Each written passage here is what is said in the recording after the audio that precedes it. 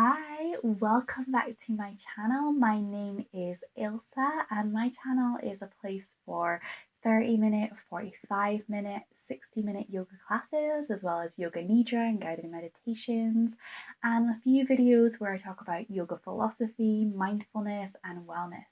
So if you'd like to be part of the community, please feel free to subscribe. And for this video, I'm going to be talking to you from my house. We're currently on lockdown in the UK, and I will be talking about what Yoga Nidra is and what are the benefits. So without further ado, let's get into the video.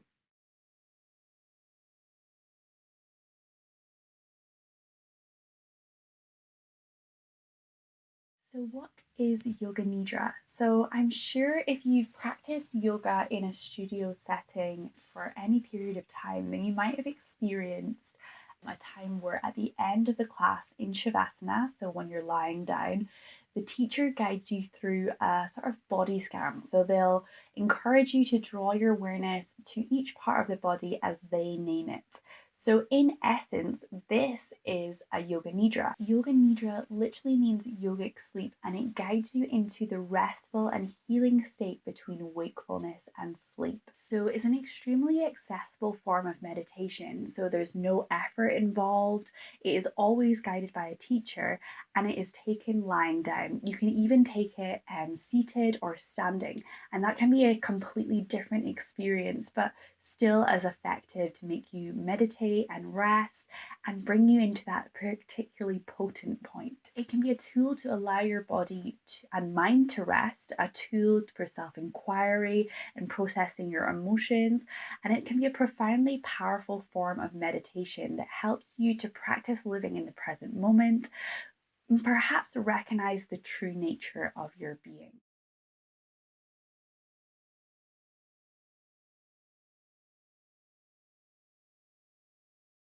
So you might wonder what makes Yoga Nidra different to meditation.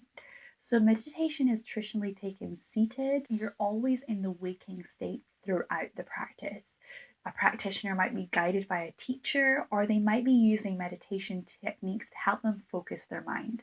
Meditation requires effort. Whereas Yoga Nidra, in contrast, is passive and effortless.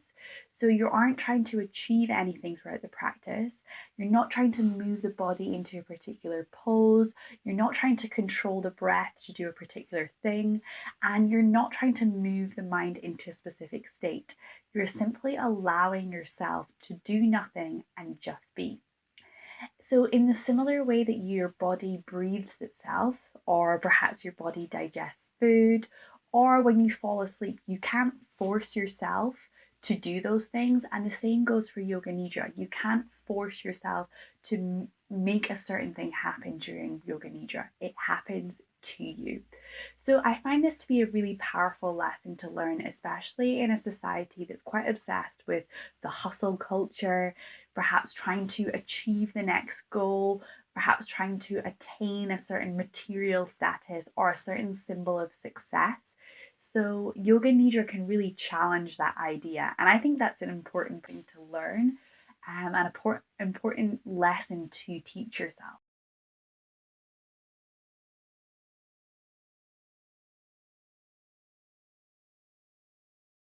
So, what is the science behind Yoga Nidra and what happens to the brain during Yoga Nidra? So, due to the nature of Yoga Nidra, it can be different experience each time you practice it. So that can be dependent on how long you're practicing for. So it can be anything from 5 minutes to a full hour long practice. It can depend on the cues that the teacher is giving you to induce the Yoga Nidra. And also it might be to do with the intention that you set for yourself, how you're feeling on that day. So although it can be different each time you practice, Yoga Nidra will always involve exploration of different states of consciousness. And a teacher will use a series of body and breath awareness techniques to help guide you into that point, into that state of Yoga Nidra. So, when it comes to Yoga Nidra, when you think about those different states of consciousness, it's a good way to think about how we fall asleep. Yoga Nidra is called yogic sleep. And the way to look at it is that When we're awake, our brain functions with beta brainwaves. And while we're awake, we're constantly experiencing the world around us. We're processing our senses, we're judging, we're making decisions, and we're intellectualizing our experiences. However, when we fall asleep, there is a minute amount of time, maybe about 2 to 5 minutes, where we're at that brink of being wakeful or being in our waking state. And we're moving, and we're between the point between moving into dream sleep, or you might have heard the term rapid eye movement sleep, REM sleep. So, this point between waking and sleeping is called the hypnagogic state. The brain functions with alpha brainwaves during this time. So, during this minute 2 to 5 minutes, our senses begin to shut down, and we might even experience things like little jerks. Have you ever had that feeling when you're just about to fall asleep and then your leg jerks? That is the hypnagogic state. So, after the hypnagogic state, you move into dream sleep or REM sleep, where, as the name suggests, you begin to dream. And this is thought to allow the brain to process emotions and memories from the day. And the brain functions with theta brainwaves during this state. In contrast to falling asleep, when we practice Yoga Nidra, we extend the time between waking and sleeping, and we might move between all those three states of consciousness. So, waking, the point between wakefulness and sleep, the hypnagogic state, and then thirdly, the dream sleep. You might move between those three states. And sometimes you might even find that you move into deep sleep, which is beyond dream sleep. And this is where delta brain waves function. This is where your body will fully rest and repair itself. So, for me, I'm personally fascinated by the link between science and yoga and the ancient yogic teachings and modern scientific research. So, I really recommend reading the book Why We Sleep by Matthew Walker. I'll leave a link to it below. I find it to be a really interesting book as it covers loads of different aspects of sleep and puts it in a way that's understandable as someone who isn't researching sleep itself. So I recommend giving that a read. I do recommend, if you're listening to it, he has such a relaxing voice. So he does say that you don't need to read it in order, and I would recommend skipping to the chapters that interest you most because, ironically, I have friends who've said that they've fallen asleep while listening to this book.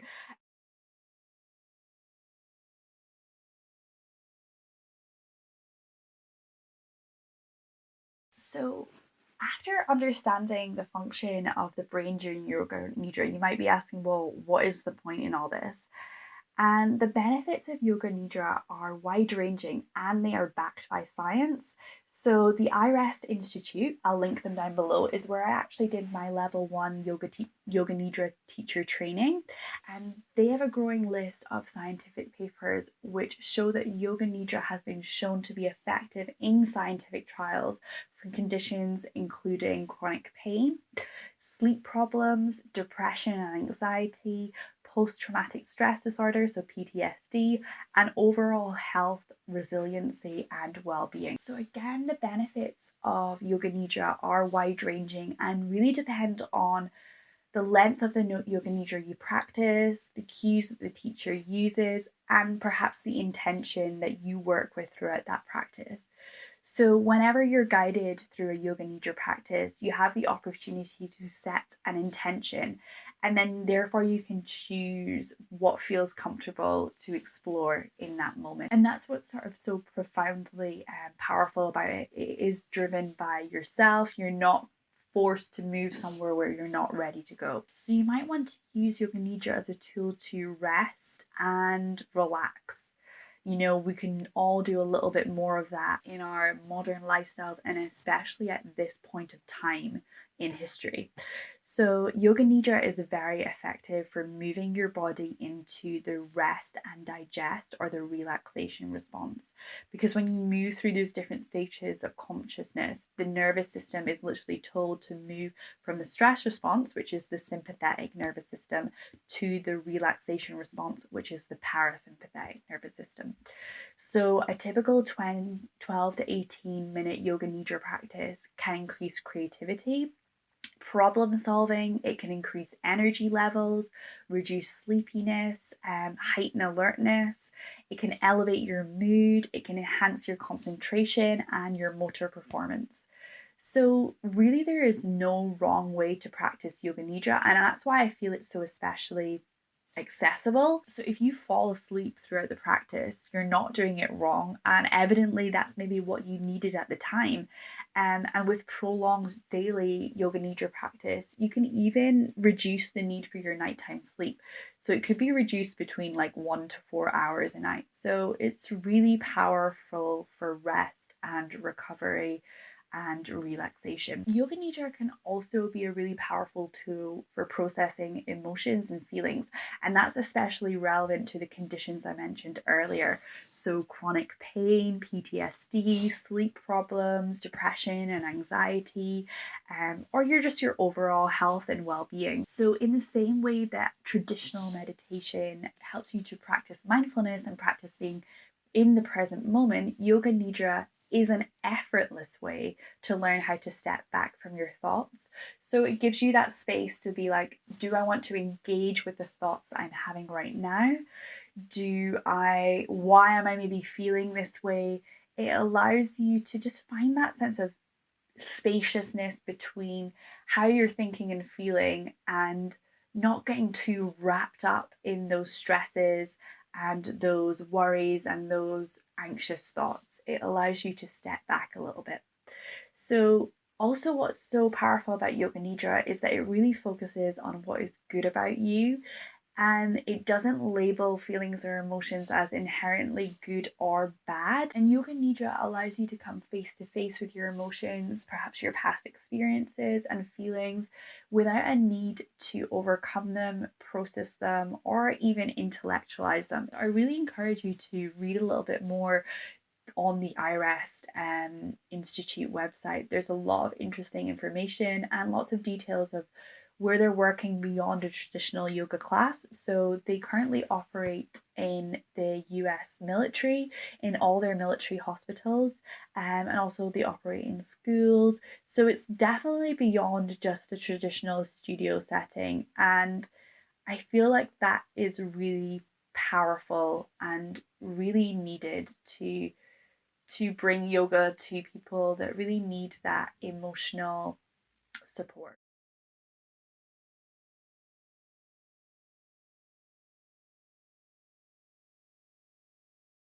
So, with all that being said, I hope that I might have encouraged you to try Yoga Nidra or give it a shot and see how it works for you.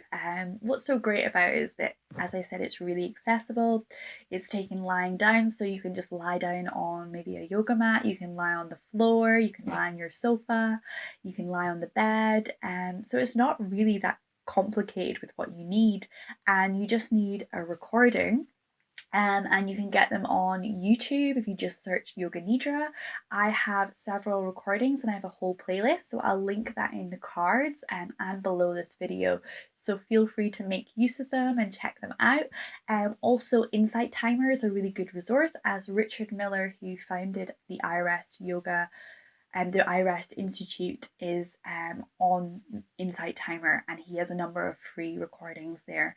And yeah, I love using them most days. They're really relaxing and allow me to reset for the day ahead. And also, what's so great about it as well is you can do it at any time of day. If you find it hard to sleep, then you can use it right before bed, or you can use it in the morning, the evening, the afternoon, just whatever suits your schedule. So the type of Yoga Nidra I share on my YouTube videos, on the playlist, and in my public classes really focus on rest and relaxation. You won't be exploring your emotions, because there really is a need for the support from the teacher when you do that. So you can be rest assured that it'll all be about relaxation and getting your body and your mind to a place of ease, a place of calmness, and just letting go of that tension in your body. If you would like to explore Yoga Nidra in more detail, then I do offer one-to-one sessions, and these can be done over video call,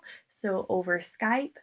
So I encourage you to check out my website. I have a whole page dedicated to private yoga session, private one-to-ones, and there's details of how to book a one-to-one session with me.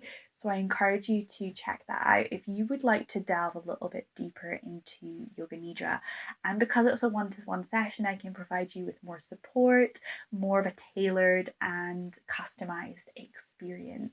And also in the future, I hope to begin a 6-week course which it goes for 1 hour a week and will delve quite deeply into the practice of Yoga Nidra. So if you have any questions, please feel free to leave them in the comments below, or you can email me. I've linked my website below, so you'll have my contact details there. And so I hope this has been an interesting video. I hope I've answered any questions you might have about Yoga Nidra. And as always, thank you for watching and thank you for practicing with me.